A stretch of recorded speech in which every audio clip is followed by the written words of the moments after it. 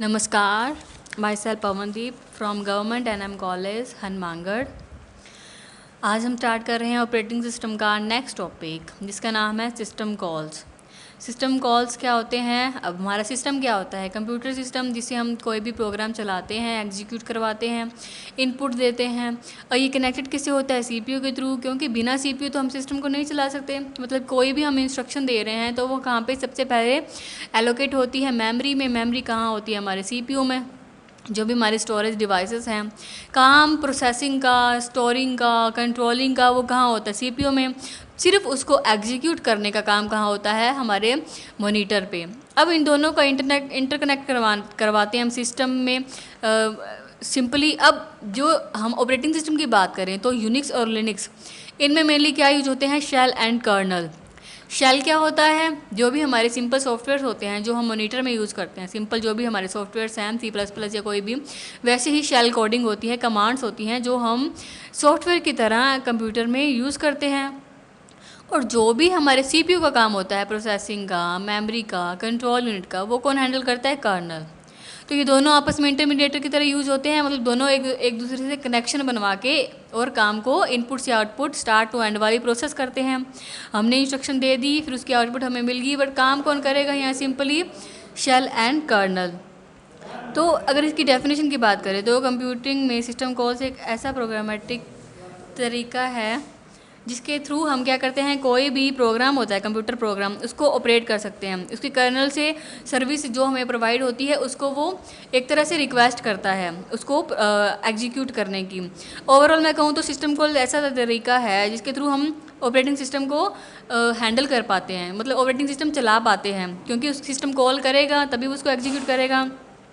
अब कोई computer program system call करता है जब वो ऑपरेटिंग सिस्टम के कर्नल से किसी भी प्रकार की रिक्वेस्ट करता है। अब system calls application program interface, जिसे API भी कहते हैं। API शॉर्ट फॉर्म है and it stand for application program interface. अब इसके थ्रू हम क्या करते हैं? ऑपरेटिंग सिस्टम के सर्विस को यूज़र प्रोग्राम को प्रोवाइड करता है। मतलब जो ऑपरेटिंग सिस्टम क्या होता है, जो सर्विस होती है हमारी, जितनी भी सर्विसेज होती हैं, उसको यूज़र प्रोग्राम्स को प्रोवाइड करता है। अब बात करें तो इसमें क्या डिवाइडेशन होता है? यूज़र मोड और कर्नल मोड। अब यूज़र मोड में क्या होता है? User process executing, user process, system calls and return from system calls, ये सब कहाँ आते हैं? यूज़र मोड में। अब कर्नल मोड में क्या आता है? एग्जीक्यूट सिस्टम कॉल्स, जो किससे कनेक्टेड होते हैं? सिस्टम कॉल से and return from system call से। ये ट्रैप करते हैं सिस्टम कॉल्स को एंड रिटर्न करते हैं एग्जीक्यूट सिस्टम कॉल्स में, रिटर्न फ्रॉम सिस्टम कॉल्स को। अब यूज़र मोड में जो मोड बिट होती है वो 1 होती है एंड कर्नल मोड में जो मोड बिट होती है वो 0 होती है। मतलब इसी के थ्रू इसकी सर्विसेज शुरू होती है, स्टार्ट से एंड वाली। अब ये प्रोसेस और ऑपरेटिंग सिस्टम के बीच एक इंटरफेस की जो है फैसिलिटीज़ देता है, जो यूज़र लेवल के प्रोसेस को ऑपरेटिंग सिस्टम की सर्विस से रिक्वेस्ट करने की परमिशन देता है। अब सिस्टम कॉल सिस्टम के अंदर जाने का एकमात्र ही हमारा जो होता है लाइक डोर टाइप होता है। वो सभी प्रोग्राम जो रिसोर्सेज यानी मैनी मल्टीपल प्रोग्रामिंग प्रोसेसेस उसको जो ज़रूरत होती है वो सिस्टम कॉल का यूज़ करके ही हम उसे करते हैं। अब API जो है वो एप्लीकेशन प्रोग्राम इंटरफेस के द्वारा एक्सेस कर सकते हैं हम उसको। ये होता क्या है? ये वो फंक्शन होते हैं जो मतलब जो हमारे हम सिंपली यूज़ करते हैं कि इसमें सिस्टम कॉल्स में ये क्या होते हैं? API में डाले जाते हैं, वही असली सिस्टम कॉल्स को बुलाते हैं, जो रियल होते हैं उसको कॉल करते हैं। API के प्रयोग से हमें क्या क्या क्या बेनिफिट्स होते हैं? मतलब जो API है वो मैनी अमाउंट्स ऑफ बेनिफिट्स हमें प्रोवाइड करवाता है। उनमें से कुछ जैसे पोर्टेबिलिटी या फिर ईजी ऑफ यूज़। पोर्टेबिलिटी में क्या होता है कि जब तक सिस्टम API को सपोर्ट करता है तब तक कोई भी प्रोग्राम उस API का यूज़ करके कंपाइल और रन हो सकता है। मतलब जितनी भी हमारी प्रोग्रामिंग है वो कंपाइलिंग रनिंग किसके थ्रू हो सकती है? API का यूज़ करके। एंड ईजी ऑफ यूज़ में क्या हो जाएगा? जैसे एक्चुअल सिस्टम कॉल्स को यूज़ करने से API का यूज़ करना ज़्यादा ईजी रहता है, क्योंकि वो उसको ईजिली रन कर पाती है, एग्जीक्यूट कर पाती है। अब सिस्टम कॉल्स के थ्रू देने वाली सर्विसेज कौन कौन सी होती हैं? मतलब जो जो सर्विसेज हमें सिस्टम कॉल द्वारा प्रोवाइड होती हैं वो कौन कौन सी होती हैं?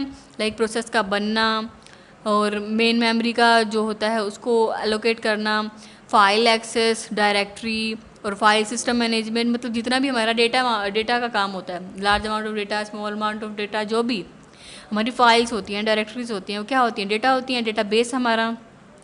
और डिवाइस हैंडलिंग, जैसे इनपुट आउटपुट होती है हाँ, input devices, output devices like peripheral devices, इनको हैंडल करना, जो हमारी प्रोटेक्शन करना, एंड नेटवर्किंग वायरली हम जो भी हमारा काम है उसको करना।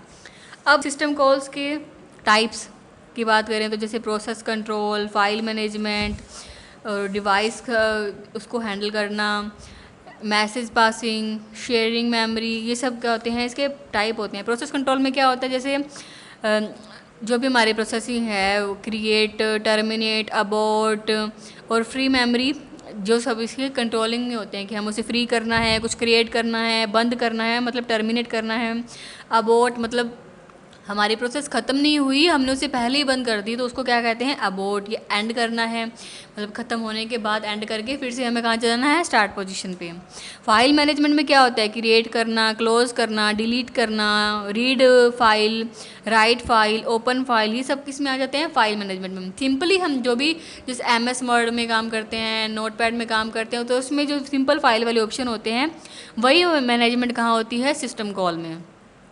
अब डिवाइसेस में क्या होता है कि प्रोसेस को जो होती है उसके रियल में क्या होता है, एग्जीक्यूट होने के लिए कई सारी डिवाइसेस की आवश्यकता होती है, उसकी नीड होती है। और अगर ये डिवाइसेस या जो भी हमें चीज़ें चाहिए वो अगर नहीं है हमारे पास तो उन्हें दिया जाता है, उसको प्रोवाइड करवाई जाती हैं वो सब चीज़ें, जिससे क्या होता है कि कंट्रोल जो होता है यूजर प्रोसेस को वापस कर दिया जाता है। इन रिसोर्सेज को डिवाइसेस की तरह देखा जाता है, इनमें कुछ फिजिकल होते हैं तथा कुछ वीडियो रिकॉर्डिंग टाइप भी होते हैं और कुछ अब्स्ट्रैक्ट हो सकते हैं, मतलब जो बेसिकली मेनली हम यूज़ करते हैं उसको, जैसे कि फ़ाइल, यूज़र प्रोग्राम डिवाइस को रिक्वेस्ट करता है और जब काम ख़त्म हो जाता है तब डिवाइस को रिलीज़ कर देते हैं। ऐसे ही फाइल्स में रीड, उसको चेंज करना, रीपोजीशन करना, वो सभी इसमें प्रोसेसिंग होती है।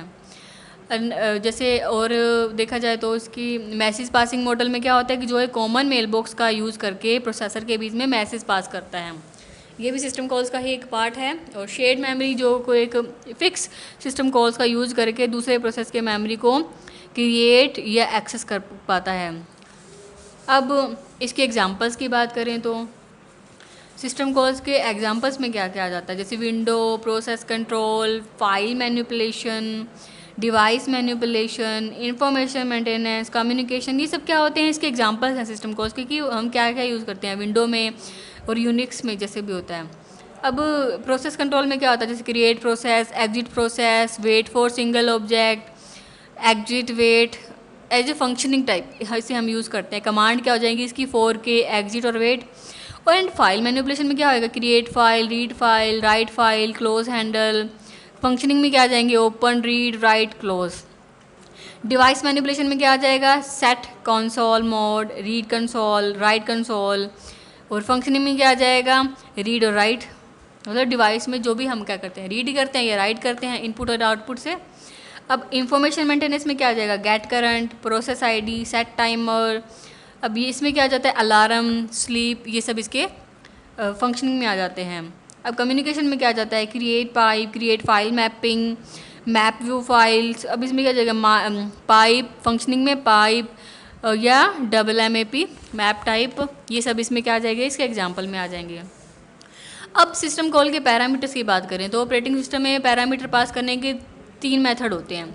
फर्स्ट क्या होता है कि पैरामीटर्स को रजिस्टर्स में पास किया जा सकता है, जो भी हमारे रजिस्टर्स होते हैं एज ए स्टोरेज में उसको उसमें पास किया जाता है। सेकंड, अगर रजिस्टर से ज़्यादा पैरामीटर हो तो उन पैरामीटर्स को ब्लॉक में स्टोर किया जाता है, मतलब जितने भी रजिस्टर हैं उससे अगर ज़्यादा है पैरामीटर्स तो पैरामीटर कहाँ होते हैं, ब्लॉक में स्टोर होते हैं। और उस ब्लॉक एड्रेस को पैरामीटर के रूप में रजिस्टर को पास किया जा सकता है, मतलब जितने भी हमारे रजिस्टर्स होते हैं ब्लॉक रजिस्टर्स, उसको पैरामीटर के थ्रू, रजिस्टर के थ्रू, मतलब उसके पैरामीटर के रूप में रजिस्टर को पास कर देते हैं। नेक्स्ट, जैसे पैरामीटर को ऑपरेटिंग सिस्टम द्वारा push on and pop of stack भी किया जा सकता है। स्टैक में मैंने आपको बताया था पुश एंड पॉप की टेक्निक, मतलब डिलीशन करना, इंसर्शन करना पुश टेक्निक एंड डिलीशन करना पॉप टेक्निक। और किसी पे मेथड मेंटेन होता है ये लीफो टेक्निक पे। इसकी टेक्निक कौन सी, लीफो, और ऑपरेशंस या मेथड कह लीजिए वो कौन से होते हैं, पुश एंड पॉप। तो जो पैरामीटर्स होते हैं उनको ऑपरेटिंग सिस्टम के थ्रू पुश ऑन और पॉप ऑफ, पुश ऑन मतलब इंसर्ट कर रहे हैं, पॉप ऑन मतलब डिलीट टाइप कुछ कर रहे हैं, उस टैग के द्वारा किया जा सकता है। ये भी एक डेटा स्ट्रक्चर का पार्ट है जो ऑपरेटिंग सिस्टम में हम यूज़ करते हैं। अब आज हमने डिस्कस किया सिस्टम कॉल के बारे में। मैंने आपको सब बताया, इसकी डेफिनेशन, इसके द्वारा यूज होने वाली सर्विसेज, इसके जो टाइप्स हैं, इसके एग्जांपल्स हैं, पैरामीटर्स इसके होते हैं, उन सब के बारे में हमको बताया। नेक्स्ट आगे डिस्कस करेंगे। धन्यवाद।